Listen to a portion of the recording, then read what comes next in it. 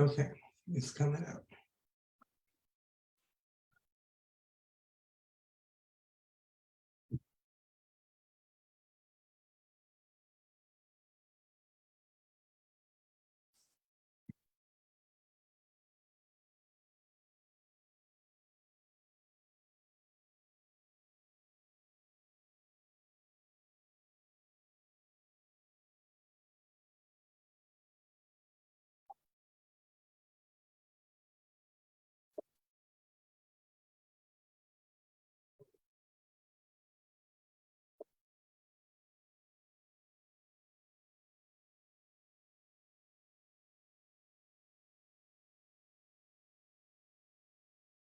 Trying to get it to go live. I'm not sure what's going on. On my end, it says Facebook Live. Go live. I'm not sure what's going on. Okay, it's showing live.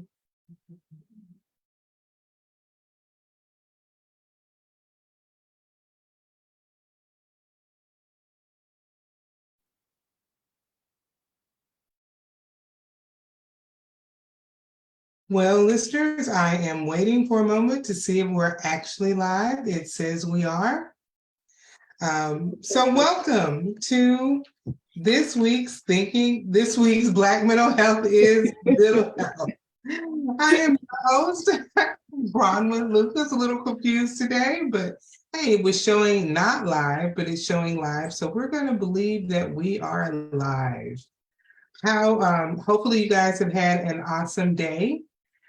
We are here to do part 2 of education with our guest, Kanetra Cooper. And I'll let her introduce herself in just a second, but we've got to start off with some breathing. And tonight I'm going to switch up on you on breathing. Those of you who've been with me for a while, you know the drill. Well, we're changing the drill. So here's what's going to happen. I'm going to have you breathe into 4, just as we normally count in, slow, deep breaths. But then you're going to hold it for 4 seconds, and then you're going to exhale. It's called box breathing. So I'll count you in. So let's get ready. Breathe in, 2, 3, 4. Hold, 2, 3, 4. Out, 2, 3, 4. In, 2, 3, 4. Hold, 2, 3, 4. Out, 2, 3, 4. One more. In, 2, 3, 4. Out, 2, 3, 4. How was that? So you've been breathing with us for a while, Kanetra. How was that box breathing for you? I can definitely tell the difference. I can definitely tell the difference and just the relaxation of your body and just that holding it, the difference that it makes. You got me on the last one because I was holding it and you said release. And I was like, I know. And I forgot. That was on me. Okay, no, I thought that was part of it. I was like, okay, in, hold it, and then release. Got it. So it's a way, again, that breathing, I'm just doing more. And that's something you guys can all do yourself any time of day or night. It allows you to just relax. When you're in traffic, when that coworker comes up and they just say something that makes you want to, I call it an itchy hand. They can only, when you have that itchy hand and you want to hit somebody, instead of that, do some deep breathing and calm yourself down. One of the things it does is put more oxygen into your temporal lobe, and that's a part of your brain that allows rational thinking to take place. So it's very important to do that. Well, we're here tonight with Kanetra Cooper. She's back, and we will be discussing more on the schools. We ended last week talking about violence in our schools, and we're going to pick up, talking about bullying specifically. But I'll let you introduce yourself again to the audience and tell them something cool about you. Good evening, everyone. My name is Miss Kanetra Katrina Claudine Cooper. Some know me by KK and family members know me by Nene.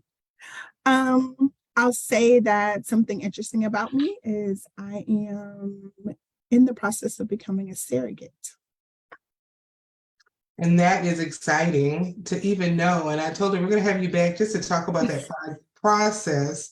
And because I don't think a lot of African Americans are even aware of the process and the way that relates to mental health for those parents who can't have a child on their own and need that surrogate, the outside help.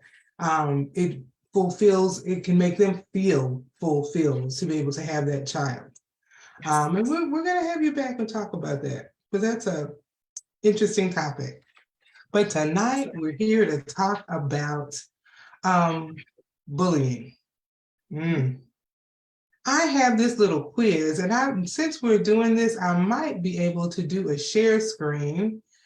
And we're going to pull this bullying up. It's just 7 questions, and we're going to see how you do. And audience, you can see how you do. 7 little questions to test your knowledge about bullying. And so number 1, children who regularly bully their peers are at greater risk for other problem behaviors like stealing, vandalism, school absences, and substance abuse. True or false? I think that is true. And you are correct. Children who bully often have other family, school, or emotional issues occurring that contribute to their actions. They need help to address their bullying behavior and other problems. So, when we think about it, that bully isn't bullying in a vacuum. As it says, they have other issues going on. But I won't give anything away. I'll just do the next 6.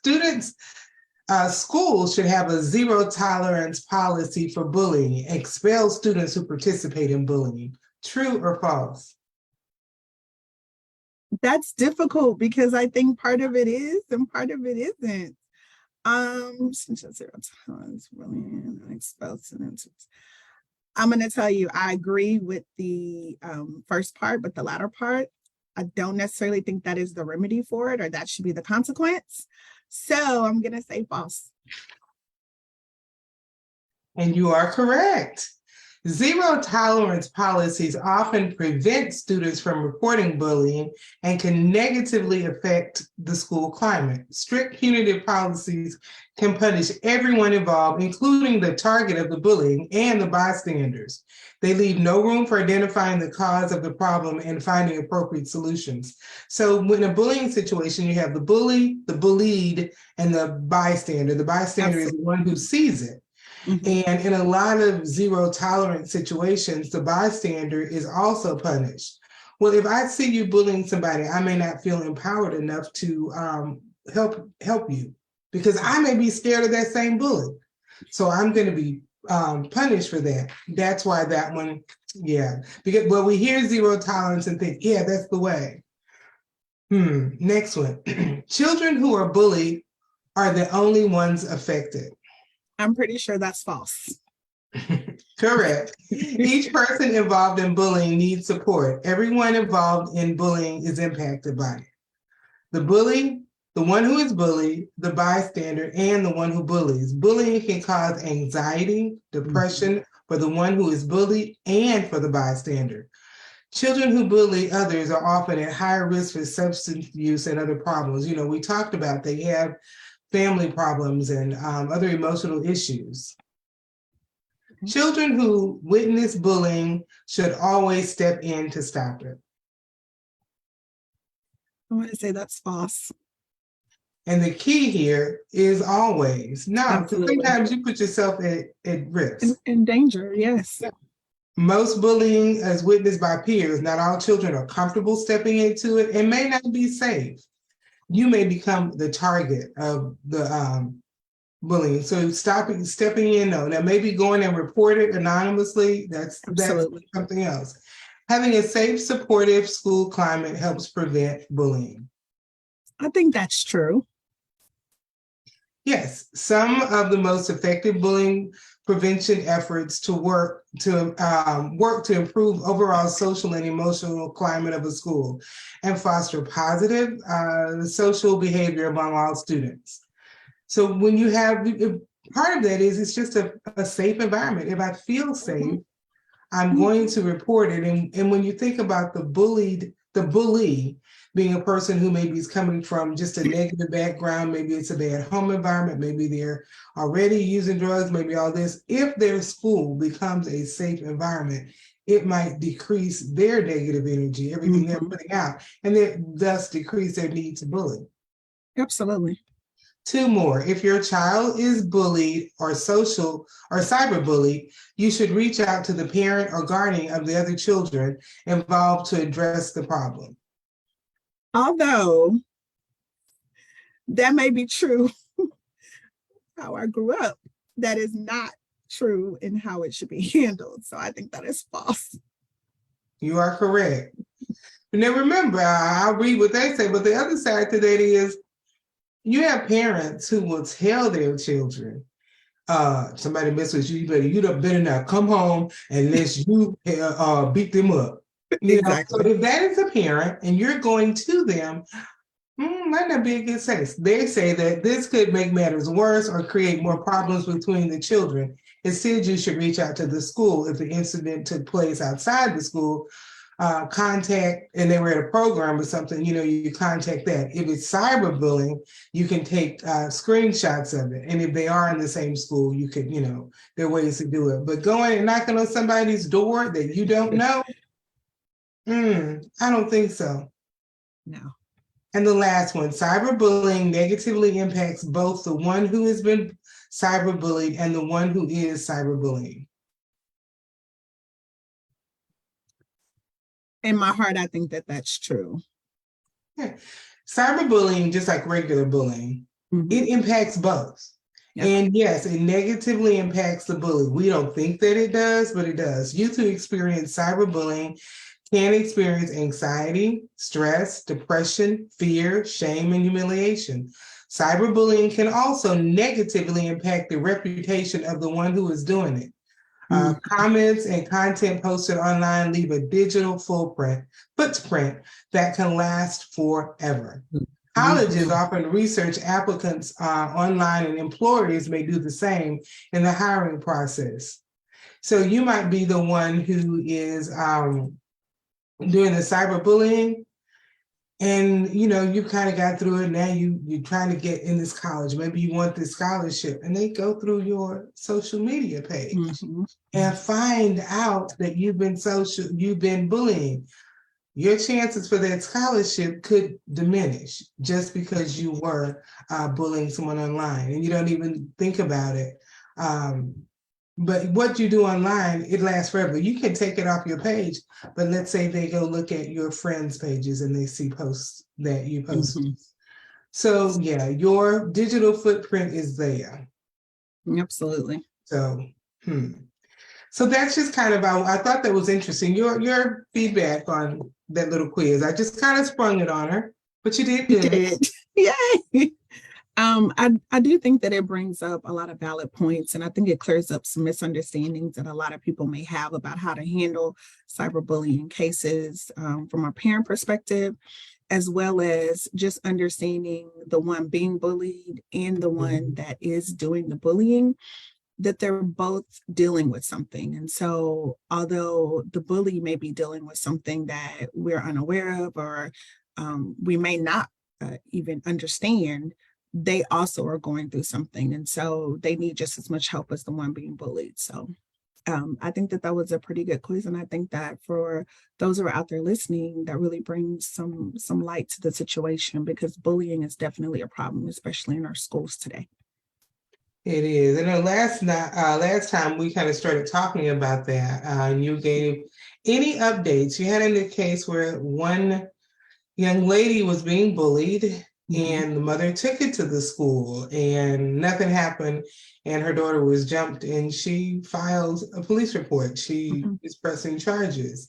Any update on that? The latest is that they are going through. At this point, the parent is asking for this information to be forwarded to any type of special programs the young lady is in. So I think the young lady takes some classes at one of the specialty facilities here in Arlington and AISD, and that's a privilege. And she's lost those privileges. So she's wanting that information to be disseminated to those entities.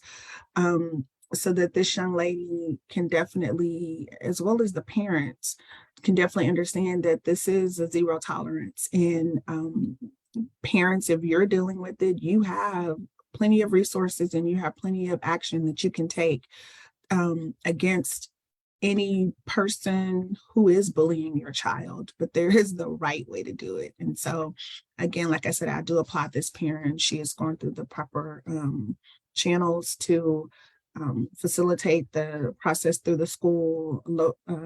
Since it did happen off campus, she did notify the authorities, and that information is now all being compiled because it did start and it did continuously go back and forth, and it happened at school as well. And so she's definitely following through, and I guess waiting on that court date to be assigned.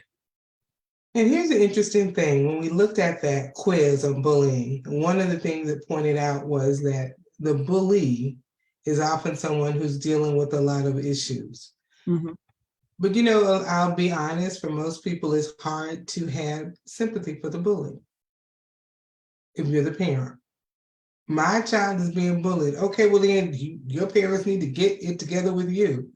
What do you say to those who have issues understanding that the bully might have something going on? And I know that it's difficult because when your child is the victim of bullying, you know that it's creating, you know, concerns and it's creating issues for your child because you're there and you're able to see your child is either coming home talking about it, or you can see a change in your child's behavior. And one of the hardest things is sometimes, you know, our kids won't even tell us what's going on. So that's definitely something to be mindful of. But then when you think about the bully themselves, if a parent is notified that their child is potentially behaving like this at school, I think they're just as responsible for trying to figure out what's going on with their child. A lot of times we overlook that our children don't know how to handle emotions. They don't know how to communicate them. They don't know how to articulate what they're feeling. And a lot of times they come out in ways that we would never imagine. So you may say, no, my child isn't bullying anyone. They had to do something to my child, or my child said, and to be honest, in this particular situation, this is what the parent also said is, you know, she was doing this to my child. And there was, you know, evidence and proof that it was this particular young lady who was initiating all of the communication, all of the contact. And so I wonder, did that parent ever sit down and have that a real conversation with their child to say, okay, they have you on camera doing XYZ. Why were you doing that? Even with me as a parent, my kids consider me to be stern, and I'm always so I'll just keep it at stern. They think I'm very stern and I'm very demanding, very forceful when I speak. And with me knowing that, when I tried to talk to my teenager when she was in high school, she was reluctant to share things with me, mainly because she didn't want to disappoint me or she didn't want me to stress. And so I did seek counseling for her because I wanted her to be able to talk to someone. And so I think that's important for even the person or the family that is with the child that's doing the bullying, is to try and seek help. If your child doesn't feel comfortable speaking with you, you need to try and get help for that individual, because you just never know. I mean, it could turn into something very differently where they're posing harm on other children to turning and posing harm on themselves. And so I think that's something we have to keep in mind, that these children these days, they just do not know how to articulate emotions. They don't know how to communicate what they're feeling. They don't even know what to do with their feelings half the time. And so we as parents and adults and guardians, what have you, whatever the title is, we do have that responsibility to also help and try to protect that and to try to steer them into the right direction as well. You bring up some good points. When you think about it, we talked last week, we hit on it, that the coping skills of our children today, of society today, is just lacking. And I linked it to, in my mind, we don't do problem solving in school. And so you don't know how to problem solve academically, but it also takes away the ability to diminishes the ability to problem solve in your personal side. Absolutely. We don't think it out. We just react. Mhm, Like, I got to get the answer. I don't need the process. And that same mhm, thing mhm. translates. So that impacts Absolutely. our mental health in that. As you said, we don't, our younger people don't process emotions because that involves some problem solving to be able to figure out what I'm thinking. And if I'm just bam, bam, bam, here, right here, I don't have time to really think about how I feel. There are those who feel like that's not part of public education. That we don't need to deal with that in school.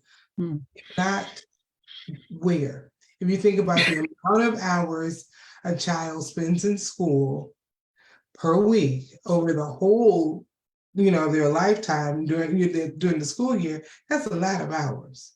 mhm. Why not address something such as social emotional learning was a buzzword for a minute. Mhm. And it's had different names over time. I can think, back in the 90s, it was the same thing, really. We called it something different. Absolutely. But it ebbs and flows. But the problem is we keep taking it back out where we are teaching empathy, we're teaching emotional wellness, we're teaching children how to manage their emotions. That emotions Mhm, are real, they're part of your life, and it's just as much, just as real as reading, writing, spelling, arithmetic. It's just as real. But we have taken it out, like I said, ebbs and flows. Now it's social emotional learning. But that those type of things come and go. They should stay, you know. mhm. Um, I don't know what is the state of social emotional learning? Is it still as in vogue as it was right around the beginning of before COVID? To be honest, and so I am not directly in the classroom any longer, but I don't know that I've heard my colleagues talk about it as much. I think the talk now is we need to make sure that these kids are ready for STAR. And we need to make Mm-hmm. sure if they didn't pass last year, that they have so many hours on so many different, platforms. And so, and I could be absolutely wrong, but I just know that when I have conversations with my colleagues that are still in the classroom, I'm not really hearing about um, the push for social emotional. And it probably comes up. And I know we're in the second semester now, and so it's testing time. And so I can see it would make sense to me. I can see schools not focusing on that social emotional piece because it's testing time and it's like, we're in boot camps now, getting ready for STAR. So, but then again, I hope that schools are. I know that several districts, including the one I'm in, have platforms with resources that are available to administrators and teachers throughout the year to help with support. I just don't know if teachers are actually having an opportunity to take the time out to actually go through those social emotional protocols and lessons and things of that nature. And here's the thing, from a mental health perspective, if we give attention to the social emotional side of a child, we Mhm. will see a greater impact on our test scores. Yeah. Because if I feel safe, I feel I can manage my emotions, then I can think more clearly. If I can think more clearly, I can pass your stupid little test because I could focus on your test. But if I have a lot of emotional baggage right now, I can't focus on your test. Yeah, I that can't makes because sense. I have all of this bottled up emotion. I don't know what to do with it, but it's here. It's bottled up, and I have to keep it bottled up because I have to focus on this test. And maybe I am being bullied, or maybe this is going on, or life is stressful at home, and all this is going on. And you expect me to just sit there and pass your test? Okay, so I stuff it down, and that's when we see some of the explosions that we see in children. Mhm. Yeah, So personally, I think from a mental health perspective, it really is just as important. And I believe if we would focus on that, we could see an improvement in our test scores. right. And I mean, I So like that. I like that you brought that up because that was always my approach in the classroom is building a relationship with students because um, just you just cannot teach a student that doesn't know that you care about who they are as a person. And so now I'm gonna be honest, I wasn't fond of the social emotional lessons and things that they had, but I had my own way of making connections. And so it was simple things like every day of the week. There was something we did to kick class off, regardless of how much I needed to get through. But I always started off with either teacher tell a story day or let students tell a story, or something where I was able to connect. What did you do this weekend? And to go around the room, and it's amazing. Like, everybody wants to raise their hand. I'm like, okay, you have like 10 seconds to share, but then I can relate to that. And so I just have my own ways of building those relationships. And I know teachers, we are underpaid, but when those students invite me out to games and orchestra concerts and dance recitals, I went to those things because I knew that I may have been the only adult in the audience for some of those kids. And that was another way of me helping build relationships and helping with the social emotional side. And, at one time I even purchased some roses and gave it to one of my students after their performance. So there are different ways that you can do it, but you just have to take the time to do it because these kids need it. And I think that is a key.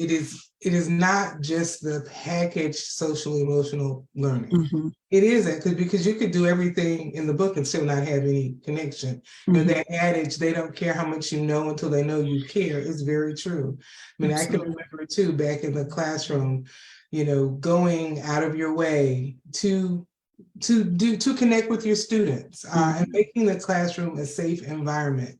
I started my classroom day with we call it news time, and everybody had to share something. And I even did it when I taught special ed, and I had kids who were barely verbal. But I had one kid who could not. He was autistic, had lots of issues, and he was learning, this is elementary, really learning how to verbalize. He had his time to talk too. We might have only understood one word, and I would hold on to that one word, and you did wow.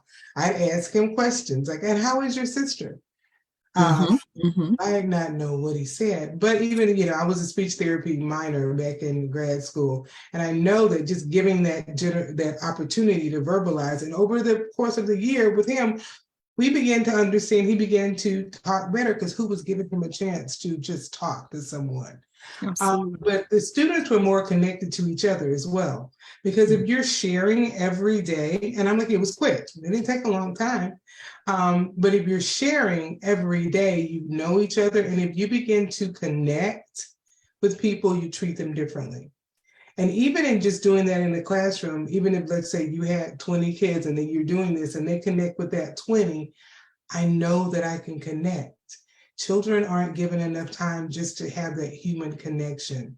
We've taken, I can remember at one point recess was taken out of schools. And an interesting thing was the recess time was diminished. But one of the findings, and this was when I predicted, these same kids are going to start having more fights. You know why? When you're on the playground, if you're going to tell the teacher every time there's a skirmish and you don't handle it yourself, you're going to sit out and they're going to sit out and you miss your recess because the teacher's tired of you just coming to them. So you had to handle it. And if you did get into a fight on the playground, then you're going to, get in trouble. So you had to learn to problem solve once again. And plus you need that time just to be free. The idea of the movement, breathing the fresh air, being outside is very important. And when you take some of that away, it's not a good thing. So again, school can work against it. And when you look at social emotional learning, that's part of generating that positive social interaction that we just need with kids. We've talked about bullying. I wanted to look at violence. Are you aware of the 6-year-old who shot the first grade teacher in Newport News, Virginia? Unfortunately, I am aware. When you first hear it, you're like, oh my gosh. Most people are thinking, what kind of parents do they have? What parent leaves a gun out? Their parent's going to have to be fined because, in certain states, if a child has a weapon, the parents are charged for not keeping it safe. I kind of get that. The parents, they did say they kept their gun in a secure place. Not secure enough because the gun. Obviously not. And that is where we jump to. But this particular child, I looked up, I was looking today, because you haven't heard a lot about it. And this is a quote from the parents. I kind of want to read it to you. It says, their son suffers from acute and acute disability and was under a care plan at the school that included his mother or father attending the school with him and accompanying him to school to every class every day. The family said the week of the shooting was the first week when we were not in class with him, and we will regret this for the rest of our lives. So I don't know if they were not there because it was like, okay, we think he can handle it. But so truly, this was a child with some issues. Mhm. And a lot of times we see this, and what do we do with those kids who have severe issues, you know? Yeah, and I know that now all the classes have moved to inclusion, so they Mhm. want to keep those students that suffer from different types of learning disabilities or physical disabilities. They want to have them included with the general population so that they can learn how to function. But as this particular student should have had some type of parental supervision, which that's great that that was in place. Again, I'm curious to know why those measures weren't taken on that particular day, but it is something to think about because yes, I do feel like our special ed kids, I do think they do need to learn how to function, amongst other people. But we have to make sure we're following those measures and protocols to provide them with that support to help them do that, not just for their protection, but for the protection of the other students. And so I'm just grateful to God that it wasn't a student, and it doesn't make it any better that it was a teacher, but it just really could have been a lot worse. And and I am grateful that it wasn't. So. And when you think about it, and I was especially a teacher, and inclusion has its merit, but when it comes to having them participate in regular classes so that they learn how to get along with the population, we're not teaching regular, so-called normal kids how to function. Right. That goes back to this whole social emotional. We need to focus on it. So I'm going to put you in the classroom so you learn how to function, but we're not going to really help you with that. You just go and get it. Oh, well, they're not getting it either. You're just there. So to me, that speaks again to the social emotional learning, to spending time every day. Well, we have to do this many minutes with this. We have to do this many minutes with this. And we can talk about the mental health of our country, of our children, of our adults. But we're not going to put any time in it. There is a focus to put more money into mental health. Part of that needs to be in our school. There should be minutes allocated to our emotional well-being, just as there are minutes allocated to the academic. However, we have to find somebody to do it.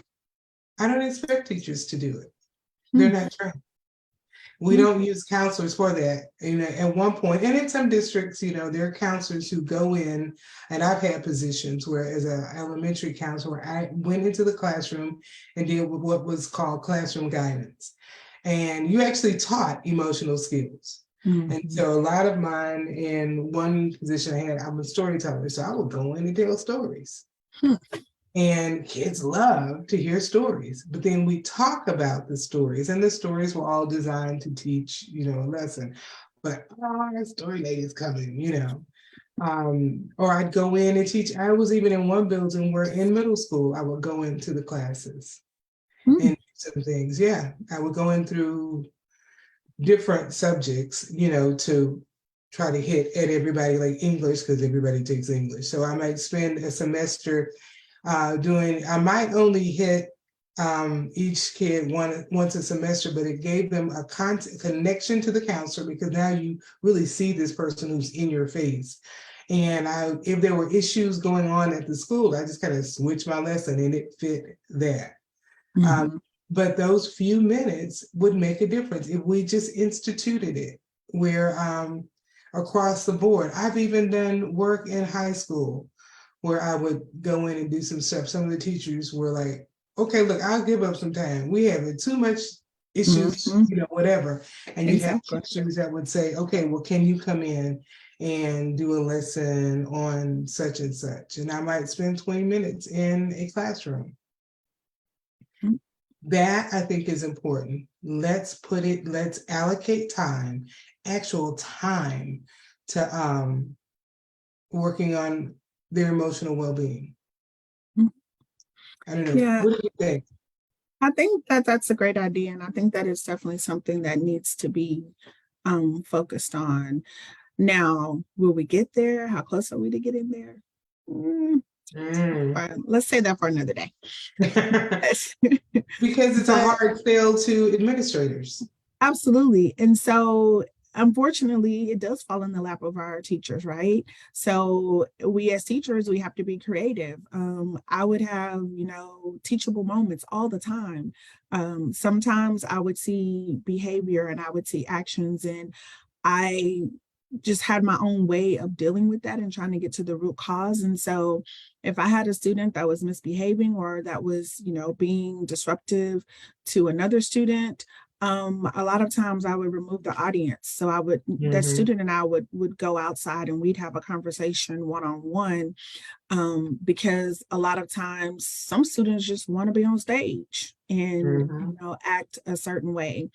It's not necessarily that there's really something there as it relates to how they're responding, but it's just they want to be on stage and, this is how. And so when you remove that audience, you get to really see through that student, then the student gets to see me as well. And that was always one of my tactics, is to get the students one-on-one and look them in their eyes, even if I had to sit in a chair, because it's kind of like when you're looking down at somebody. Well, I'm not that tall, so of course when I moved up to the higher grades, it's more I'm looking up at students. But just always keeping a monotone, just making sure to stay calm and just asking questions. And so that's one of the things that I would always do. And so one of the approaches that at the last school that I worked at, when we would see students doing something that they're not supposed to, we would ask them, what are you doing? So we want to get them to articulate, oh, I'm on my cell phone. Okay, what should you be doing? Oh, I should be reading pages 75 and 76. Okay, so what are you going to do about it? And it's like, I'm going to get off my phone and I'm going to start reading page 75 and 75 to 76. And so I like those lines of questionings because it took it off of, you get off your phone, you're supposed to be reading your book. That's not always the best way to handle students when they're already not doing what they're supposed to do. So I do like the option of giving students an opportunity to reflect and to think about, what am I doing? What should I be doing? And then me as a teacher gave me an opportunity to assess. When I got to question number 2 and they was like, oh, so you don't even know what you're supposed to be doing. So we're going to start there. And so I just think that in the same way that we want our students to think about their behavior and think about their social emotional and how they're responding, as much as we have on our plates, teachers have the same responsibility. And it's like times 25 times 30 sometimes in these classrooms. And so I know that it can be a lot, but it can be done for the most part. But I think that it's important to just take a little bit of time out to just help these kids think through emotions and to try to find out what the root cause of things are. It just makes it so much better for the student and for the entire classroom environment, actually. And the other side of that is teachers aren't even prepared to teach this type of curriculum. Hey, you want me to add one more thing to my plate? If you ask a teacher and say that, but it can make your life easier. No, it can't, because it's one more thing I got to do. Yeah, they got to pass this test. Yeah, they forget that. Even though, and it's hard to, because you can't convince the administrator that they should allocate time to this, so that it will improve your scores. We'll deal with that later. But I was also had another thought about something you said I wanted to comment on, and I just forgot it about dealing with all of this. It's gone out of my mind. But in the teachable moment, and that is the thing, we have to again train teachers how to make anything could be a teachable moment. I'll give you an example. When especially a teacher, and my kids, I could do this whole interdisciplinary thing where my reading and math and everything could come together. So my kids would earn the right to do a project. And this day it was Thanksgiving. I taught reading, and you had to read X amount of books per month. If you read X amount of books, you got to participate in the end of the month activity. If you didn't, you can't participate. I was a resource you do have to stay in your room today. And after that first month, nobody missed it because they realized I meant it. So this particular time, the kids were cooking. I was adventurous or stupid. We're gonna just say adventurous because I didn't blow up the room. We had the toaster oven I bought from home, a microwave, and something else. We had it plugged in different, parts of the room, had different stations. And in one station, they were making pumpkin bread. And since it was a math and reading, you had to read the recipe, and we were studying fractions, you had to cut the recipe in half. Okay. Each ingredient. Keep it simple, just cut it in half. If you're making pumpkin bread and you miss cutting the liquid in half, it will never bake. It will not solidify because you only need that much of it in it, right? So of course the students were upset. They because it was a problem solving. You had to go back and figure out what happened. How much did you put in? What did you do? What did you do? What is half of this? And you finally get to little Johnny, and he didn't cut it in half. He just poured the whole thing in. So of course the students were angry because now you messed it up, and our table didn't get it right. Woosah, calm it down. Because I also knew to have double of, whatever we were baking. Here, do it again. But in that moment, it wasn't just a math lesson and, the science of cooking and how things work together. It also was a social emotional learning moment because there was anger to deal with. They were mad for real because now we're not going to be able to eat when time is up and all of this, So yeah, there was a lot going on. The emotions were high. Let's just say these were elementary kids. The emotions, they were mad at so and so. But we took it and we talked about it. Talked about being forgiving and had a whole bunch of lessons. So you're right. When you can take that teachable moment, and it wasn't a lot. I mean, I did a lot in a very little time because you got to cook, we got to get back to class. It's got to bake, and we had our little Thanksgiving dinner that day. And later on, we had the dessert. I said, I tell you what, I know when you each have lunch, I'll bring it to you, for lunch and when it bakes. But we can take those time and realize how teaching emotions can be part of your classroom. Because I could have just done the math part of it, but then I took time to process the emotions. But teachers aren't trained to do that. I think your personality is like mine. We just do that. But it's more of a personality issue than teaching. That's something I kind of learned from my mom. That was how she handled it. We didn't get spankings, we got talked to. And when you had to solve your own problems by talking it out, yeah, sometimes be me. Please. So I learned to talk things out. I learned to think it through, and that carried through in my teaching. In the 2 seconds we have left, the 2 minutes we have left, what would you like to say? What final remarks? I had a list of other positive things we can look at, and I have one I'll mention, but what would you like to say? I would just like to say to everyone, just to take time to have those conversations with your kids. No matter if you're uncle, auntie, grandma, mom, dad, have those conversations with your kids because, as I said, kids, we've talked about it. Kids don't know how to process emotion, and a lot of times in certain communities and in certain ethnic backgrounds, a child's voice is not always heard. It's suppressed. And it's so important because even I, as a child, I just wanted to be heard, and just giving, them an opportunity to, okay, don't curse at me now, but I'm gonna let you, okay, well, how are you feeling? Like, what do you really want to say to me? How are you really feeling? And unfortunately, I have a 13-year-old who will tell me exactly how she feels about her mom at times. And, it can be harsh, but I can hear her through and then we can talk about it. And so I would just challenge you to just really start to give your children an open forum and a space to actually be heard, especially about the ones they love the most and the ones that love them the most. And that leads into my call to action. And my first one was get help for your child if they need it. Don't be, well, we got this. It's okay to seek help. And also get help for yourself if you need it. It is okay to say, I can't handle this child. Because sometimes truly you can't. So get help so that someone can help you manage this child. Don't say, I'll just wait till they're 18 out of my house, and you're creating problem for society when they do turn 18. But get yourself help emotionally. It is okay to seek out help for your own mental health. That social emotional learning that the kids are learning, well, a lot of parents don't know it either. So seek out ways to get help. Talk to your child, and don't just talk, listen. Watch, observe, listen. If you can't talk to them, find somebody that you can talk to. And that might not even be professional help, just that friend of yours who they may trust, but let them get it out. And I always say voting is important.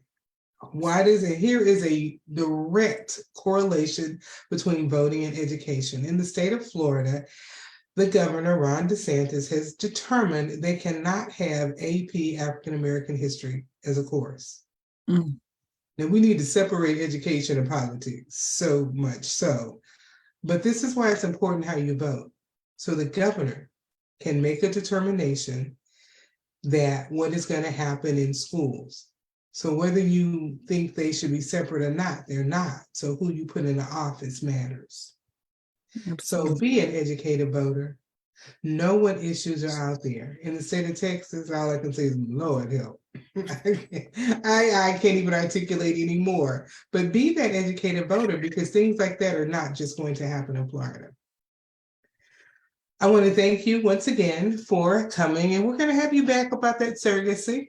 That'll be later in the year. That's an awesome topic, something we want to pass on to our viewers. And so those out there who are listening today, thank you for joining. I am Bronwyn Lucas, the Caring Counselor, here to help you become a better you. If you're in need of any kind of mental health help, reach out. If you're watching on Facebook, you have my information. But I'll give you the number. It is 682-272-3949. Reach out. I'm here to help you become a better you. Thank you, Kanetra, and I will see you later. Bye. Thanks for having me.